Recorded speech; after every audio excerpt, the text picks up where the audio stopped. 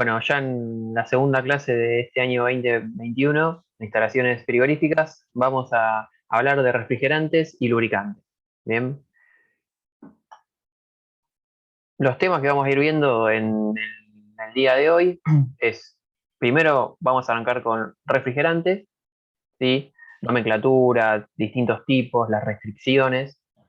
Y último, vamos a hablar de, o posteriormente, de los lubricantes, ¿sí? Y también los grandes tipos que hay. Bien. Bueno, esto algo ya hemos charlado en otras asignaturas, como les decimos siempre, y hay muchas características deseables para que una sustancia sea buen refrigerante, digamos. Bien, vamos a ir charlando algunas de las mismas. Por ejemplo, la presión de saturación. ¿Sí? Tanto en el condensador como en el evaporador, lo deseable es que estén con valores por encima del atmosférico. Bien, ¿qué inconvenientes puede traer que la presión de evaporación, que es la más baja del sistema, esté por debajo de la atmosférica? Es que en el caso que haya una pérdida de estanqueidad del sistema, va a ingresar aire, y eso vamos a ir viendo con el transcurso de las clases, que trae muchos inconvenientes, ¿sí? Desde una lectura irreal de la presión del refrigerante, porque si tiene aire va a ser una presión parcial, hasta el aire no es no ayuda a la transferencia térmica. Bueno, muchos inconvenientes. Tal vez el más importante es que el aire no ingresa, no es aire puro, sino que el aire que ingresa es aire húmedo. Y bueno, el agua también es algo no deseable en una instalación frigorífica. Y bueno, con lo que se refiere a la temperatura, a la presión del condensador, tratando de que sea lo más baja posible para que el delta P sea también bajo, digamos. Bien.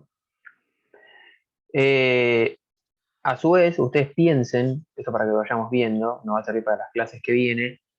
Si la presión del evaporador es muy baja, eso influye en la densidad del refrigerante, ¿sí? O sea, el volumen específico va a ser mayor y el caudal volumétrico que tenga que impulsar el compresor va a ser mayor. Por ende va a consumir más energía, ¿bien? Por eso también tiene que ver el volumen específico del refrigerante. Bueno, justamente era lo que seguía, ¿no? O sea, el volumen específico en fase de vapor conviene que sea lo más bajo que se pueda para que minimizar el trabajo del compresor. Bien. Obviamente, el refrigerante es una sustancia que está en todo momento intercambiando energía, ya sea absorbiéndola en el evaporador o a través del evaporador en la cámara y cediéndola en el condensador al ambiente. Por eso es que tiene que ser una sustancia que transmita bien la energía. Bien.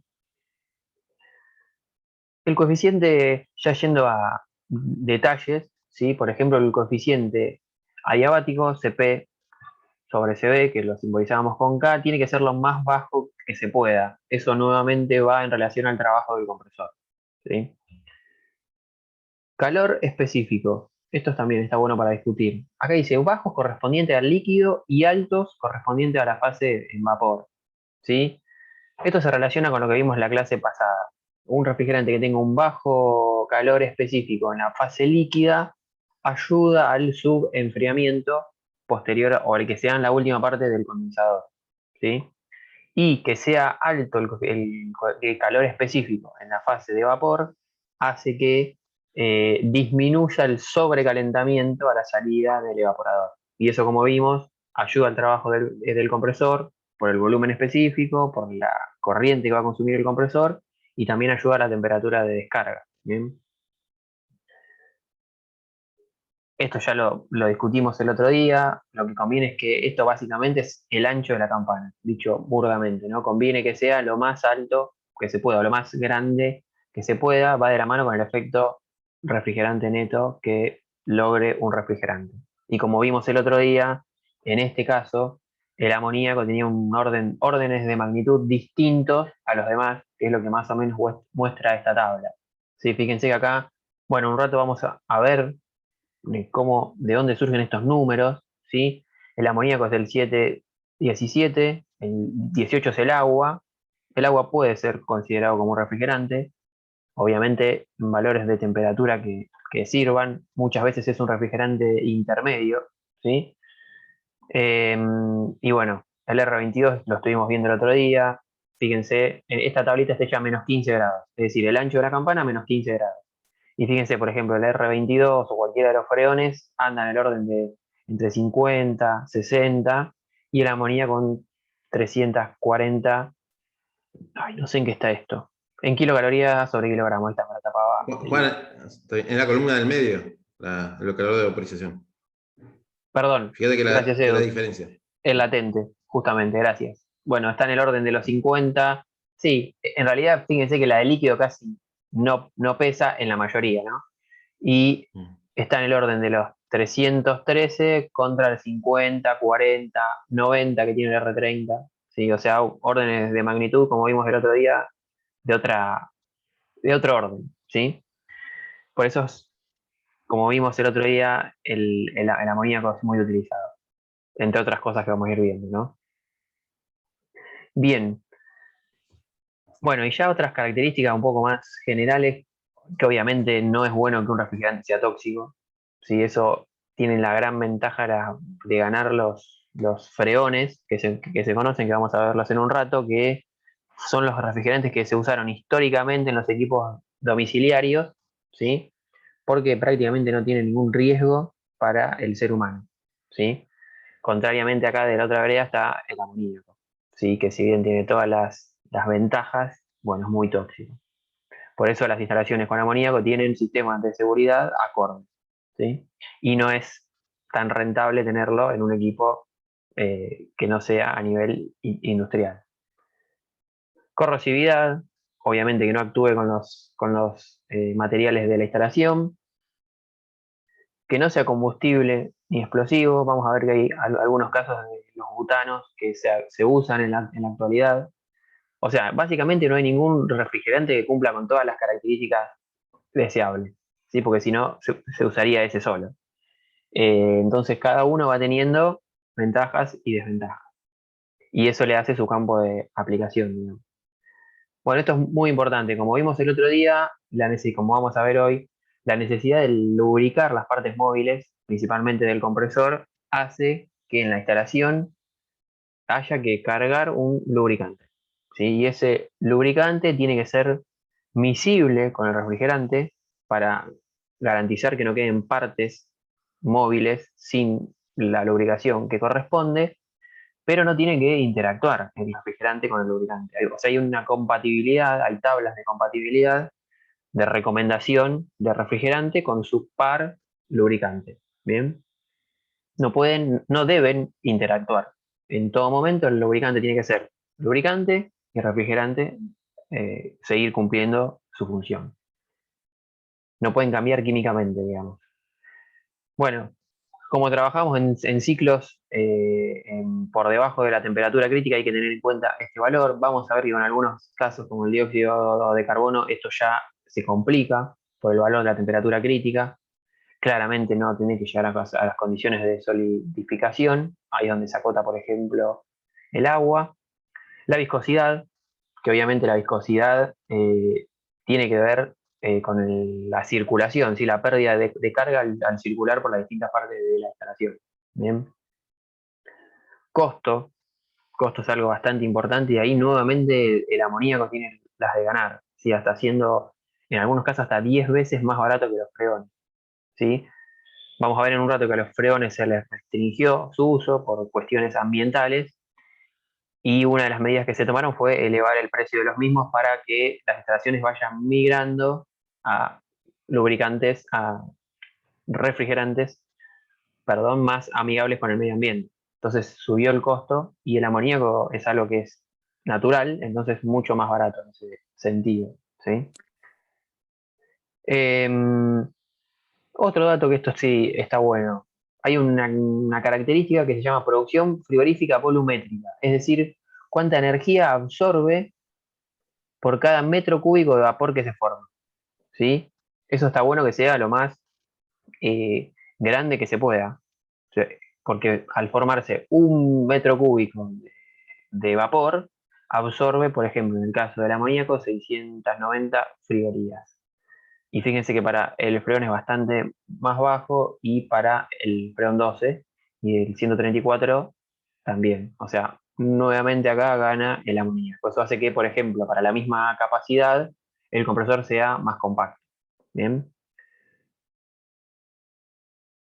Y en lo que refiere a tipos, básicamente vamos a hablar de dos grupos. Los naturales, que son los que se encuentran en la naturaleza, y los sintéticos, que son los que fabricó el hombre. Bien. Y dentro de estos, como vamos a ir viendo, hay subgrupos, por decirlo de algún modo. Y tenemos también mezclas, que es simplemente mezclar de estos grupos, o sea, no es nada nuevo, en proporciones determinadas. Dentro de los naturales tenemos los inorgánicos o los orgánicos. Inorgánicos, que son los por ahí los que más difusión tienen a nivel industrial, el amoníaco, el dióxido, que vamos a ver al final de la cursada una clase específica sobre refrigerante que se está usando bastante, o se está empezando a usar, digamos, nuevamente. Agua, como dijimos hoy, que muchas veces se usa como fluido intermediario.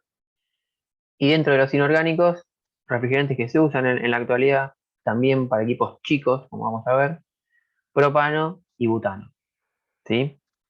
Y si prestan atención, fíjense que acá aparece ya un patrón de la nomenclatura. Lo vamos a ver en un cachito, pero por ejemplo, todos los inorgánicos empiezan con un 7. ¿Sí? Eso tiene una lógica.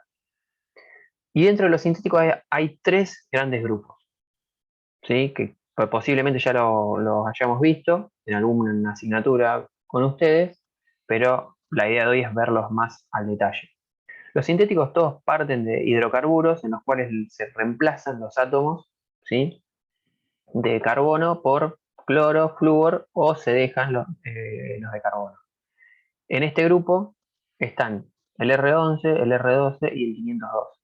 ¿Sí? Fueron los primeros que se descubrieron que son prácticamente inofensivos para el ser humano, pero por contener cloro en su molécula son dañinos de la capa de ozono. Es decir, cuando hay un escape de este grupo de sustancias, se van a la parte más alta de la atmósfera y allá arriba daña el cloro este de la molécula, se separa y daña al ozono. Y estos fueron estos gases que no solo se usan en refrigeración, pero sí es uno de los usos principales, eh, fueron los causantes del adelgazamiento de la capa de ozono. Bien. Entonces, transitoriamente lo que se hizo fue pasar al grupo, estos son clorofluorocarbonados, porque son los elementos que tienen en su molécula. Estos son hidroclorofluorocarbonados, es decir, tienen, porque estos, fíjense que siguen contando con cloro en su molécula, pero una cantidad menor. Es decir, se dejan algunos átomos de hidrógeno y otros se cambian por cloro y por flúor. ¿Sí? Entonces, como que fue una salida a medias. ¿Bien? Reemplazos transitorios, si se quiere. ¿Bien? Acá en este grupo vamos a tener el R22, el 123 y varios otros que vamos a charlar en un rato. Pero seguían teniendo el inconveniente de que al contener cloro en su molécula, afectaban a la capa de ozono. Entonces se pasó a los HFC o hidrofluorocarbonados que no cuentan con cloro en su molécula. En ese sentido se conocen como refrigerantes definitivos porque no dañan a la capa de ozono. ¿Sí? Que son el 134A, el 404, el 410, que tienen el inconveniente de que en muchos casos afectan al calentamiento global. Digamos, son gases de efecto invernadero. Entonces, en un futuro no sabemos qué va a pasar. ¿Sí? Son los que se usan en la actualidad, pero no sabemos qué va a pasar. ¿Sí? Lo bueno es que no afectan a la capa de ozono, eso se asegura, digamos. ¿Bien? Y dentro de las mezclas vamos a ver que se conocen como 400 y 500, que son básicamente mezclar en proporciones, como dijimos, determinadas por el fabricante, gases o sustancias de estos grupos. ¿Bien? Edu, ¿querías comentar algo vos? No, porque en un momento, cuando hablabas de los sintéticos, en Sí, un momento vos comentaste que se iba reemplazando el hidrógeno y era lo que se va reemplazando parcialmente en el segundo grupo, son las moléculas de cloro. ¿Sí? Pero fue una cuestión Claro, del relato. O sea, el hidrógeno se va reemplazando parcialmente el cloro con hidrógeno, y en el tercer grupo se hace un reemplazo completo del cloro. ¿Sí? claro. Claro, y mira, justo vos me hiciste acordar de una cosa. Piensen que en las moléculas de los refrigerantes del tercer grupo, como tienen hidrógeno, en la misma, que es el elemento más pequeño, son más fáciles son más permeables, digamos. Bien, entonces hay que tener más cuidado al manipularlas con la estanqueidad del sistema. ¿Sí? Estas moléculas tenían la particularidad de que por no tener hidrógeno, más grandes y menos fácil que se escapen, digamos. ¿Sí? Bien, sigamos un poco más. Bueno, ahora sí, como DuPont, que fue uno de los primeros fabricantes o descubridores de los refrigerantes sintéticos, si quieren, inventó el método que se conoce como la norma ASHRAE número 34, que tiene dos finalidades. Por un lado, esto fue en el 56, ¿sí? Por un lado, cataloga a los fabricantes, a los refrigerantes, perdón, según su toxicidad e inflamabilidad, es decir, cuán amigables son para los seres humanos. Y fíjense que ahí vamos a tener categorías desde A, desde la 1 hasta la 3, y B desde la 1 hasta la 3, ¿sí? Por ejemplo, un refrigerante A1 y B1 es A1 es baja inflamabilidad y baja toxicidad, lo mejor. Sí, contrariamente a eso vamos a tener el B3, que es más tóxico o lo más tóxico de la norma y lo más inflamable. Y en el medio las combinaciones. Y acá tenemos algunos ejemplos. ¿Sí? Por ejemplo, el amoníaco, inflamabilidad media, pero muy tóxico, algo lógico. Y fíjense que los freones, la mayoría están destilados, o sea, son tóxicos, muy poco tóxicos, baja toxicidad. Bien. Y obviamente el propano y el butano son inflamables, que vamos a hablar en un rato de eso. Por un lado, tenía este objetivo, la norma, y por otro fue la que hizo la nomenclatura, digamos. Bien, que como van a ver, todos van a iniciar con la letra R, que hace alusión a que son refrigerantes. Y como vimos hace un ratito, que mencionamos lo que era de la química inorgánica, comenzaban siempre con el número 7 y los dos números que seguían es la masa molecular de la sustancia, redondeada. Por ejemplo, ahí vamos a tener al amoníaco, el 717, el agua, el 718, ¿sí? Que están, bueno, acá tenemos justamente como ejemplo el amoníaco. Ustedes saben que la molécula del agua pesa 18 gramos sobre mol, entonces es el 718 el agua, ¿sí?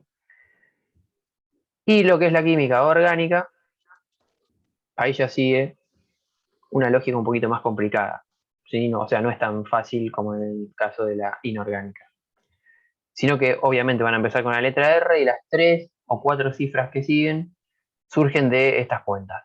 ¿Sí? Por ejemplo, la primera cifra es el número de átomos de carbono que tiene esa molécula, -1, ¿sí? Que se omite en el caso que sea nulo. La segunda cifra es el número de átomos de hidrógeno +1. Este nunca puede ser 0, porque en el caso que tenga 0 átomos de hidrógeno, mínimo va a ser 1. Y la tercera cifra es el número de átomos de flúor, como vimos hoy, que se indica así, ¿sí? Eso vamos a ver ahora algunos de los ejemplos, pero bueno, son los que aparecen en el caso de el R22, el R2, es decir, uno conociendo esos números y conociendo estas ecuaciones puede saber cómo está compuesta la molécula de ese refrigerante. Juan, y la A Lucas, que tiene el 134, por ejemplo. ah, ¿Qué es bien, la A? dame un segundito que ya lo vemos, muy buena pregunta. Por ejemplo, Lucas dice, el R134A, ¿qué significa esa? Bueno, en esta diapo va a aparecer eso, ¿sí? Muy buena pregunta.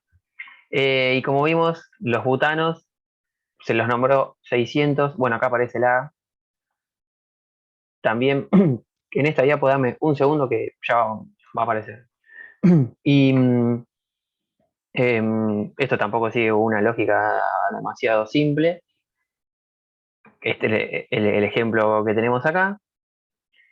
Y bueno, después hay casos particulares. El primero que mencionamos acá es si tiene átomos de flúor que se reemplazan por bromo, ¿sí? Se indica en los dígitos, primero con la letra B y a continuación la cantidad de átomos que fueron reemplazados por bromo, ¿sí? Un caso particular. Si es la molécula es cíclica, ¿sí? Se inicia con la letra C, posterior a la R y anterior a las cifras.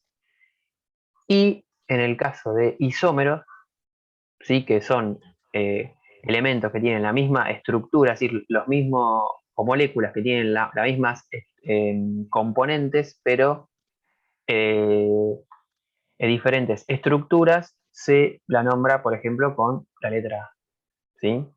Eso para distinguir, porque puede haber dos R134. En el caso de la A, es la molécula que es asimétrica, ¿sí? O sea, uno tiene que construir esta molécula con esta cantidad de átomos y que quede dibujada de forma asimétrica, ¿sí?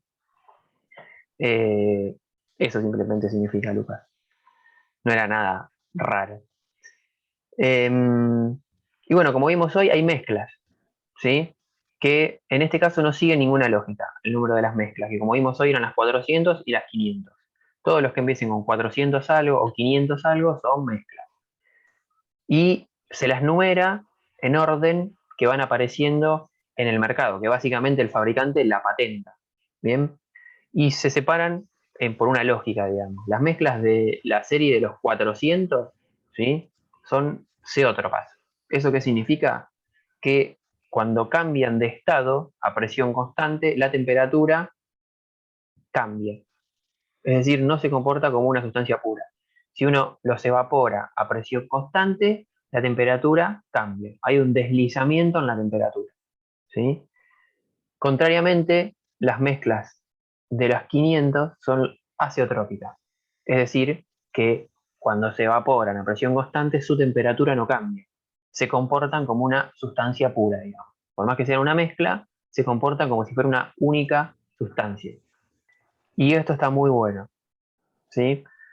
¿Por qué? Porque piensen que, por ejemplo, en el caso de que uno tenga un sistema, no con un refrigerante de la serie 400, si el cambio de temperatura es considerable, cuando se evapora a presión constante, si en el sistema hay una fuga, ¿sí? Lo primero que va a hacer es, fíjense, por ejemplo, en este caso, el 401A está formado por un 53% de del R22, un 13% de este, un 34% de este, ¿sí? Como es ceotrópico, significa que su temperatura cambia cuando se evapora a presión constante. ¿Y eso a qué se debe? A que uno de los componentes se evapora más fácil que los otros. Bien. Entonces, en el caso que haya una fuga, lo que va a pasar es que se va a evaporar más fácil ese componente. Y estos porcentajes van a cambiar si esa fuga es importante. Entonces, el refrigerante que quedó en el sistema no va a ser más el 401A porque cambió la composición, ¿sí? Entonces hay que estar atento en los sistemas que cuentan con refrigerantes de la serie 400, si el deslizamiento, que es la diferencia en la temperatura, es importante. En el caso que haya una fuga importante en el sistema, hay que verificar si la proporción no cambió, ¿sí? ¿Se entendió eso? En los otros casos no, porque si se evapora una sustancia pura, tantos kilos y listo, se reponen. Ahora, si cambia, ¿de cuál hay que reponer? ¿Sí? Sí. Lo que iba a mencionar, Juan, que igual dentro de los 400 hay 400 que sufren más una pérdida de refrigerante importante que otros. Yo ahora no recuerdo si es el 407 o el 410, que son reemplazos del R22. Hay uno de los dos que los componentes que conforman esa mezcla tienen medio grado de deslizamiento, o sea, casi se van a evaporar en forma pareja y van a mantener la relación, la concentración de los componentes, y se va a poder seguir llamando con el mismo nombre, y cuando se repare la fuga, se va a reinyectar el mismo refrigerante. En otros casos, cuando los componentes de la mezcla tienen diferentes puntos de vaporización, ¿sí? Cuando hay una fuga importante, hay que retirar el 100% del refrigerante y incorporar refrigerante nuevo, ¿sí? Porque ya se perdió la composición, la relación de esa mezcla y ya el refrigerante no tiene los mismos parámetros de funcionamiento que tenía previo a la fuga, ¿sí? Exactamente. En el caso del 407, el deslizamiento es de 7 grados y pico, lo vamos a ver en un rato, y en el de 410 es de 0,1 grado. Entonces ese 410 es el que se comporta casi como si vienes de la serie de los 400, prácticamente se comporta como una sustancia pura, ¿sí? Igual en un ratito lo vamos a ver. Bien. Bueno, CFC. Vamos al primer grupo, ¿sí? De los que no contaban con átomos de hidrógeno en su molécula, sino que se reemplazaron por cloro. Y bueno, como dice acá, tienen un elevado PAO, o el potencial de agotamiento del ozono es muy alto de este grupo de refrigerantes, y eso hizo que se tenga que cambiar, básicamente. Pero el descubrimiento de los refrigerantes, esto fue una de las razones de que en gran parte de las casas haya heladeras, básicamente. Sí, porque eran baratos y muy seguros para las personas. No eran ni inflamables ni explosivos, y como dijimos hoy, como no tenían hidrógeno en su molécula, son muy estables. ¿Qué refrigerantes hay dentro de este grupo? Bueno, vamos a recorrer algunos casos, ¿sí? Por ejemplo, tenemos el R11, ¿sí? Que fue un refrigerante histórico usado en aire acondicionado y en refrigeración industrial. Por su viscosidad era muy utilizado con compresores centrífugos, si vamos a ver la clase que viene con Edu. Fíjense que yo acá voy a poner una garrafa para que vean, cada uno de los refrigerantes tiene un color exclusivo, o la mayoría, digamos, ¿sí? Estas garrafas se compran y se descartan en este caso, ¿bien? Posteriormente también se lo utilizaba como agente de limpieza, es decir, cuando uno tenía que hacer una reparación en el sistema, previo cambiar el refrigerante, se lo hacía circular, por ejemplo, con R11, por la gran compatibilidad que tenía con los aceites que se usaban en ese momento, que eran los minerales. Entonces, echaba un chorro el refrigerante y limpiaba y sacaba todos los restos que quedaban en el sistema, y podía poner el refrigerante nuevo asegurándose que esté limpio. Como está dentro del grupo de los CFC, hubo que reemplazarlo y se lo reemplazó por el 123. Bien. Otro muy utilizado en este grupo es el refrigerante 12, o el R12, que era muy utilizado en lo que era aire acondicionado, refrigeración comercial y doméstica, media temperatura de evaporación, ¿sí? Más que nada en lo que era refrigeración industrial y doméstica, ¿sí? Cualquier tipo de compresor puede andar con el refrigerante. Este no tiene drama en la temperatura de descarga ni nada, pero bueno, están dentro de los grupos de los CFC, ¿no? Por ende hubo que reemplazarlo por el 134A, que fue el que mencionó hoy Lucas. Y dentro de este grupo también tenemos al 502, que es una mezcla azeotrópica formada por, bueno, este porcentaje de R22 y de 115, ¿sí? Se lo utilizaba en instalaciones de congelados al 502, porque a pesar de hacer el sistema en una etapa, tenía una temperatura de descarga baja, muy aceptable, ¿bien? Por eso era muy utilizado en lo que era instalaciones de congelación o equipos de baja temperatura de evaporación. Y se lo reemplazó por el 404A y el 507. Esto es orientativo, no es que todas las instalaciones de R11 se reemplazaron con 123, la del R12 con 134, principalmente, ¿sí? Como dice en este último caso. ¿Qué pasó? Bueno, se dieron cuenta que estas sustancias, junto con otras, ¿no? Afectaban, como vimos hoy, a la capa de ozono, fueron las causantes del adelgazamiento de la capa de ozono. Entonces surgió el Protocolo de Montreal, que es un acuerdo internacional en el que participaron todos los países, que trata este protocolo de Montreal. Inicialmente ataca directamente a lo que fue el adelgazamiento de la capa de ozono, ¿sí? En el 87 se firmó y entró en vigencia el 1 de enero de 1989. Actualmente el nivel de la capa de ozono está prácticamente en su espesor original, por decirlo de algún modo, y se supone que para el año 2050 se recuperaría la totalidad del ozono que tiene esa parte de la atmósfera, digamos. Bien. Por todo esto, porque se revirtió esa situación y se logró un acuerdo internacional, se toma el protocolo de Montreal como un ejemplo de cooperación a nivel mundial, digamos, ¿sí? Fue uno de los protocolos o de los acuerdos que más aceptación tuvo y cumplió con su objetivo, digamos. Bien. Eh, bueno, prácticamente en el 96 cesó la producción de equipos que funcionen con CFC y en algunos países menos desarrollados se les dio un plazo de gracia de 10 años para que vayan cambiando paulatinamente los equipos, ¿sí? Tal fue el éxito que tuvo el protocolo de Montreal que varios de los países cumplieron el objetivo mucho antes de lo establecido, ¿sí? Es por eso que fue una medida que funcionó muy bien. Bueno, justamente lo que se hace con el protocolo de Montreal es lo que se hizo desde un principio fue que se redujo la producción de los refrigerantes tomando como base el 1 de enero de 2004 y tiene una prohibición total de las sustancias estas. Vieron que yo dije que hay que ir dejándolas paulatinamente, se siguen fabricando mucha menor cantidad para equipos que están en funcionamiento, ¿sí? Pero para el año 2030 se los prohíbe por completo en países desarrollados y para el 2040 en los que tienen un nivel de desarrollo menor o un nivel de consumo de la sustancia menor. ¿Bien? Y para esos años va a haber que dejar 100% de usar a este primer grupo de refrigerantes.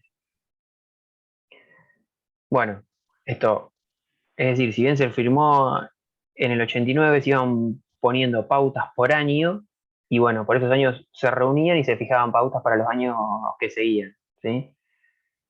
Acá fíjense que en este año se atacó a los HCFC también, y eh, a partir del año 2015 se pone en desuso este grupo, este segundo grupo de refrigerantes, pasando a los definitivos, por llamarlo de algún modo. ¿Qué pasa? Estos refrigerantes, como vimos, si bien no afectan a la capa de ozono, GWP es el índice que afecta al calentamiento global. Bien. Y como sabemos, el calentamiento global, que va de la mano con el efecto invernadero, el gas emblema o la sustancia emblema es el dióxido de carbono. Y si se supone que el dióxido de carbono tiene un GWP de 1, o que afecta en una unidad al calentamiento global, muchos de los HCFC y HFC son hasta 10.000 veces peores para lo que es el calentamiento global que el dióxido de carbono, ¿sí? Entonces, por eso fue que también se empieza a restringir a este tipo de sustancias. Porque si bien no afectan a la capa de ozono, sí tienen gran impacto en el calentamiento global. Bueno, ¿qué es lo que nos queda acá? La última enmienda que se hizo en Ruanda en el 16, bueno, incluyó, como dice acá, antes de 2047 y que reducir en un 85% la producción de HFC, ¿sí? ¿Por qué? Porque el protocolo de Montreal, que inicialmente fue pensado para el adelgazamiento de la capa de ozono, en este año incorporó lo del calentamiento global, ¿sí? O sea, desvió su campo de atención, ya que había solucionado lo del ozono, para el calentamiento global. E impone una restricción nueva, por decirlo de algún modo. Todo esto llevó a que, como ya les comentamos antes, se utilicen los HCFC, que afectan la capa de ozono, como le dijimos hoy, porque seguían teniendo cloro en su molécula, fueron un reemplazo temporal, porque tenían mucho menos cloro, pero seguían afectando la capa de ozono. Y seguían teniendo las mismas características que tenían los anteriores. No inflamables, no explosivos, estables, porque si bien tenían hidrógeno en su molécula, no eran una cantidad importante. Y dentro de este grupo, muy utilizado en lo que es aire acondicionado, el R22, ¿sí? Aire acondicionado de todo tipo de escala en su momento. Es decir, alta temperatura de evaporación, este refrigerante andaba muy bien, pero para media y para baja no servía porque la temperatura de descarga era muy alta. Se podía utilizar con los refrigerantes, con los lubricantes, perdón, de ese momento, que eran los minerales. Esto lo vamos a ver en un rato. Y bueno, por pertenecer a este grupo, se lo tuvo que reemplazar con el 407 o el 410, que fueron los que les mencionamos hoy con Edu, y un ratito vamos a hablar de los mismos, y son los refrigerantes ecológicos que vienen equipados los aires acondicionados que ustedes pueden ir a comprar hoy en día. Los que se consiguen hoy en día no van a tener más R22. ¿Sí? Si hay un equipo que ya está instalado hace un tiempo en su casa, probablemente tenga R22, pero los que compremos hoy en día, los que se puedan comprar hoy en día, o tienen 407 o 410. Ah, bien. El refrigerante 123 se utilizó para reemplazar al R11, como vimos hoy, que era utilizado en centrífugas, y ya tiene un inconveniente, que el, 120 que el R11 no lo tenía y que es muy tóxico. Pero bueno, como dijimos hoy, no hay ninguna sustancia que cumpla con todas las características. Y como seguían afectando a el calentamiento, perdón, el efecto, a la reducción de la capa de ozono, se los tuvo que sacar. Y sumado a que muchas veces impactaban en el calentamiento global. Por eso es que surge un nuevo protocolo que se conoce como, que se firmó en Kioto en el 97 y entró en vigencia en el 2005. Lamentablemente, este protocolo, que tiene como objetivo atacar el efecto invernadero, ¿sí? El de Montreal fue por la capa de ozono, que anduvo muy bien. Este fue por el efecto invernadero y no tuvo el mismo resultado, básicamente. Estamos al horno con el efecto invernadero. Edu por ahí en un ratito puede aportar algún dato, pero básicamente se restringió el uso en un principio, de estas 6 grupos de sustancias, que a nosotros lo que nos importan son los HFC principalmente, y que son las causantes del efecto invernadero. Lo que se hizo fue tomar como base a 1990 la cantidad de estas sustancias que utilizaban cada uno de los países, y se dijo que en el periodo que iba, piensen que se firmó en el 2005, en el 97 y entró en vigencia en el 2005, que a partir del 2008 y hasta el 2012 se debía llegar a estos niveles de producción. Imposible, nadie lo hizo esto, ¿sí? Por eso digo que no tuvo el mismo éxito que tuvo el protocolo de Montreal. No era una escala a nivel mundial, digamos. No es que todos los países tenían que bajar un 5% como dice acá, sino que los países que consumían más tenían, o que usaban más de las sustancias estas, tenían que recortar más. El porcentaje era a escala global. Bien. Eh, Eso es lo que dice acá. No es un porcentaje general de todo el mundo. Cada país en ese momento se dispuso cuánto tenía que recortar en la utilización de la sustancia. Argentina tenía el 0,6% de las emisiones mundiales de las sustancias estas, por ende no estaba obligado por ese nivel de emisiones a formar parte de este protocolo. Sin embargo, lo firmó y lo ratificó en 2001. Y acá aparecen el segundo periodo del protocolo de Kioto, que básicamente fijó metas concretas del 2013 hasta el 2020, pero principales países productores de estos gases no lo ratificaron, ¿sí? Estados Unidos dijo que lo firmó, pero nunca lo llevó a cabo, y dijo que estaba de acuerdo con el calentamiento global, fue su argumento, pero que estas medidas no eran las adecuadas para hacerle frente al calentamiento global, y se borró del protocolo de Kioto. Rusia hizo lo mismo posteriormente, Canadá también, porque estaba incumpliendo con lo que le correspondía. Entonces, si se quedaba en el protocolo tenía que pagar multas muy importantes, entonces tampoco lo ratificó. Por eso es que este no tuvo el éxito que tuvo el de Montreal, y por eso es que tenemos los niveles de calentamiento, de efecto invernadero o de calentamiento global de hoy en día. ¿Sí? Edu, no sé si querés comentar algo de esto, del calentamiento global. O sea, estamos al horno con el calentamiento global, básicamente. Está silenciado, Edu. Edu, está silenciado. A ver si me escucha ahora. Sí, Ahí ahora está. sí. Es que creo que el foco no está puesto ahora en el uso de refrigerantes, sino en las emisiones de dióxido, Claro. esas que tienen efecto 1, ¿sí? De calentamiento, de efecto invernadero, y está más en las emisiones de dióxido que en lo que el efecto invernadero que producen los refrigerantes, ¿no? Y bueno. Es más, fíjense una cosa, como que se está promoviendo el uso del dióxido de carbono Como como refrigerante. refrigerante mismo. Mm. Eh, y bueno, pero no creo que pase por el tema de las instalaciones industriales, porque se ha hecho bastante en captar el refrigerante y tratar de acondicionarlo, y no, porque antes, básicamente, cuando uno tenía que reparar una instalación, la abría y Sí, escapaba deliberadamente el refrigerante. Hoy ya se trata de poner políticas de recolección de refrigerantes, pero creo que el calentamiento global pasa por la generación térmica, por el transporte y por la generación eléctrica, termoeléctrica. ¿Sí? bien. Y calculo que en la balanza debe tener un porcentaje de Un impacto peso. mayor Claro, un peso que los mayor. refrigerantes. ¿Sí? Bien. Bueno, gracias, Edu. En todo esto lleva a que los que se usaron posteriormente eran o son los HFC. Bien. Como vimos hoy, si bien no tienen cloro en su molécula, tienen flúor, que es el gas causante del efecto invernadero, como vimos hoy. El PAO, el impacto que tiene o el potencial de agotamiento del ozono es cero, por eso es que desde ese punto de vista son eh, definitivos, y se pueden seguir usando indefinidamente. El tema es que vamos a ver qué pasa con el efecto invernadero en un futuro. Nuevamente, son seguros y como dijimos hoy, las moléculas son más pequeñas, por ende son menos estables que los anteriores. Dentro de este grupo vamos a tener el 134A, ¿sí?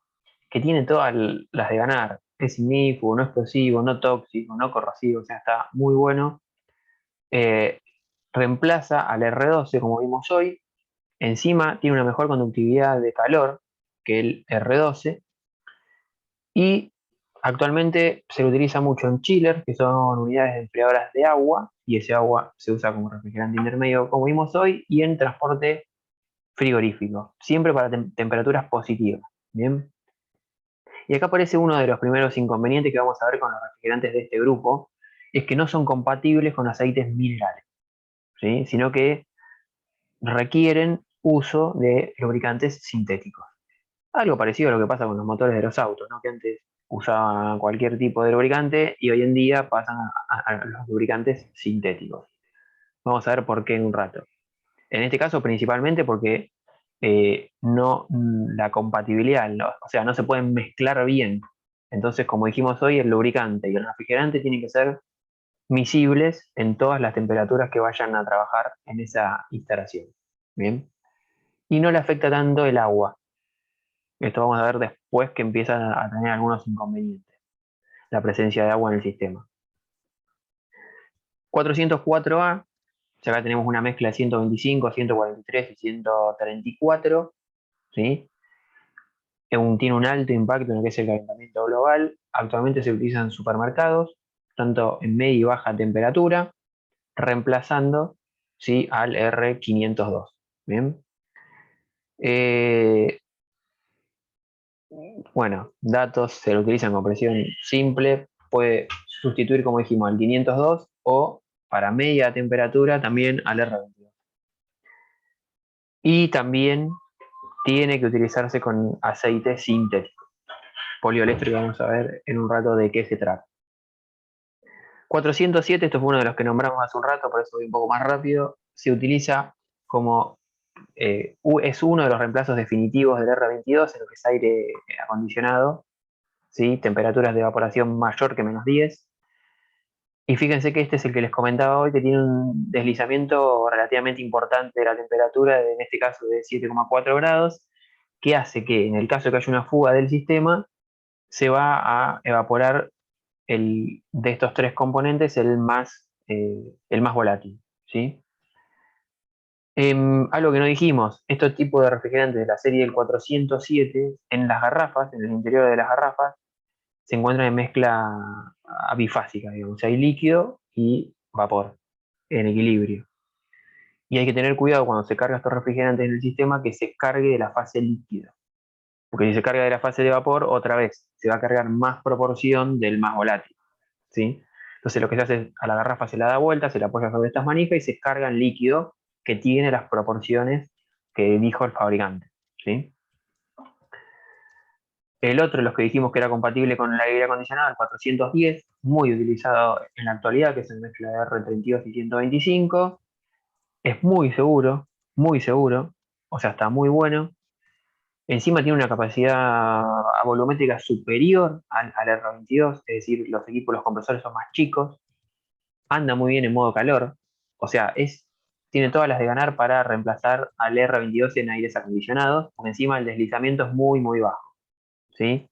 Pero no todo tiene las de ganar, porque para los mismos valores de temperaturas de evaporación y de condensación, las presiones de condensación son de 8 bar más que en el R22, ¿sí? Esto tiene varias consecuencias. Por un lado, el espesor de los caños y de los intercambiadores de calor y el compresor tiene que ser otro por el nivel de presión que maneja. Es decir, uno no puede a un equipo que tiene R22 limpiarlo, cambiar algunos elementos y enchufarle R410. Eso no se debe hacer, es por eso que el reemplazo no es directo, como dice acá, ¿sí? Eso para que lo vayamos viendo, ¿sí? Bueno, es decir, los aires acondicionados que tienen gases ecológicos con 410 trabajan con niveles de presión bastante más elevados que uno que tiene R22, ¿bien? Aunque sean por ahí, la eficiencia se mantiene, como vamos a ver en un rato. Y el 507 de este grupo, sí, que es el sustituto del 502 que dijimos que se usaba medio y baja temperatura. Y otra vez se lo aplica en instalaciones nuevas, mayormente. Bien. Bueno, a ver qué más queda de este grupo. No, nada más. Vamos a pasar un rato a los orgánicos ahora. Sí. ¿Sí? ¿Puedo hacer un comentario, Juan, con Sí, respecto a lo que Benítez. estaba hablando recién? ¿Crees que vuelva? Sí, no, pero para marcarle a los chicos que quede bien reflejado que la presión que vos hablaste de las cañerías y de los equipos de transferencia de calor, ¿sí? Ustedes piensen que un ciclo frigorífico hay una zona que va a estar lo que llamamos baja presión, que está relacionado con la presión de evaporación, y otra parte del ciclo a la presión de condensación o la presión de alta, ¿sí? Pero también piensen que esa instalación, ¿qué va a ocurrir en los intervalos que los compresores estén fuera de funcionamiento? ¿Sí? Ahí va a haber una ecualización de presiones seguramente en algunos equipos, en otros ese salto de presión se reducirá, entonces no piensen que siempre en el evaporador va a estar la presión de baja, ¿sí?